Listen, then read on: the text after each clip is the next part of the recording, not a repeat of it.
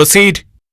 महामान्य अदालत, मेरी मुवक्किल मिसेस रीमा अर्थात मिस्टर दीपंकर रॉय की पत्नी, एक नारी, हर एक नारी की जो चाहत है, ये भी वही चाहती है कि ये अपने पति के सामने सुंदर दिखे, इसलिए इन्हें सजना संवरना पसंद है। ये सजना संवरना पसंद करती हैं और उसके लिए थोड़ा वक्त भी लगाती हैं, लेकिन इनके पति मिस्टर दीपंकर रॉय को यह पसंद नहीं, इसलिए बिना वजह, बिना किसी कारण इनके ऊपर अत्याचार किए हैं, इन्हें मारा, पीटा और फिजिकल असॉल्ट किया है। महामान्य अदालत, ये हमारे देश की बहू है। इन्होंने इतने दिन चुपचाप सब कुछ सहते हुए अपने पति के साथ रह रही थी, लेकिन मिस्टर दीपंकर रॉय इससे खुश नहीं थे। इनका अत्याचार दिन ब दिन बढ़ता गया और सिर्फ यही नहीं, ये अपनी पत्नी को डिवोर्स देना चाहते हैं और इनके खिलाफ मुकदमा भी किया है।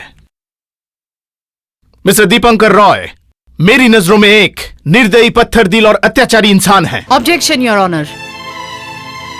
मेरे काबिल दोस्त मिस्टर अजय तिवारी जी मेरे क्लाइंट मिस्टर दीपंकर रॉय के बारे में कुछ नहीं जानते हैं।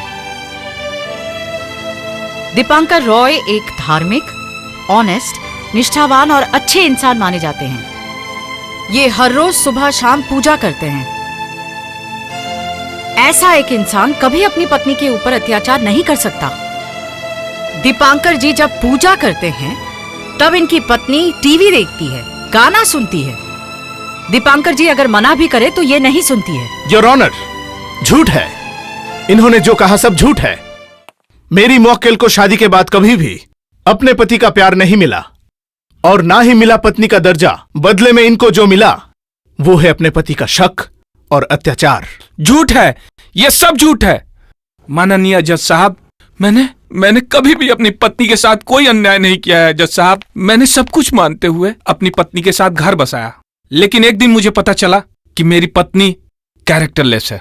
गैर मर्दों के साथ इसका नाजायज संबंध है। इसका ये मॉडर्न बनना मुझसे बिल्कुल भी बर्दाश्त नहीं हुआ। इसलिए मैं डिवोर्स लेना चाहता हूँ। माननीय जज साहब, आपसे मेरी ये विनती है कि इस कैरेक्टरलेस औरत से मुझे छुटकारा दिला दीजिए जज साहब। वैसे पापा के पैसे से तो कोई भी इतनी महंगी घड़ी खरीद सकता है ना? क्या कह रही है आप? मैं पापा के पैसों से घड़ी खरीदूंगी? आपको शायद पता नहीं है, मैं पापा से 1 रुपए भी नहीं लेती हूँ। ओह, तो फिर पति के पैसों से? इतनी महंगी घड़ी मुझे पति खरीद के देगा? छोटी सी कंपनी में काम करता है, इसकी औकात है मुझे इतनी महंगी घड़ी देने की? इसे मैंने अपने पैसों से खरीदा है। सच में आप जैसी औरत कम होती है जो अपने पति के पैसों से ऐश नहीं करती। सिर्फ ये घड़ी नहीं मैडम, मेरे घर में जो सामान है, TV, fridge, air condition, radio, washing machine, सब मैंने खरीदा है। अच्छा रीमा जी, आपके पास इतने पैसे कहाँ से आते हैं? मतलब आप खुद तो कमाती नहीं हैं। क्यों, मेरे दोस्त? चुप क्यों हो गई? बोलिए, आपके दोस्त? नहीं, मतलब सच बात आपके मुंह से निकल ही गई। आज ये कोर्ट में साबित हो ही गया कि आप गैर मर्दों से पैसे लेती हैं। उसके बदले में आप उनसे नाजायज संबंध बनाती हैं। आप एक कैरेक्टरलेस औरत है Mrs Reema Roy. Objection your honour, ये अपनी बातों के जाल में फंसाकर मेरे मुवक्किल को गुमराह करने की कोशिश कर रही हैं। Objection overruled. योर ऑनर, जो औरत गैर मर्दों के साथ नाजायज संबंध रखती है, ऐसी औरत के साथ योर ऑनर कोई भी शरीफ आदमी परिवार नहीं बसा सकता। इसलिए मेरे क्लाइंट दीपंकर रॉय अपनी पत्नी से डिवोर्स चाहते हैं। महामान्य अदालत से मेरी बस यही दरख्वास्त है कि इनकी डिवोर्स को जल्द से जल्द मंजूर किया जाए। That's all your honour.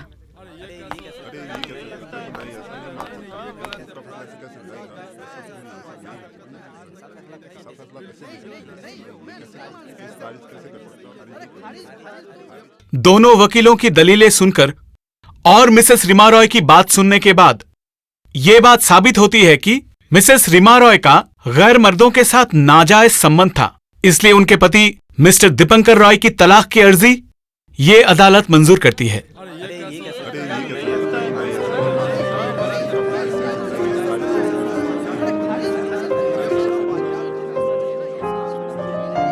Thank you madam.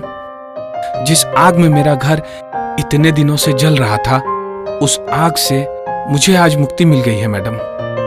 Dipankar जी, ये तो मेरा फर्ज है। नमस्कार।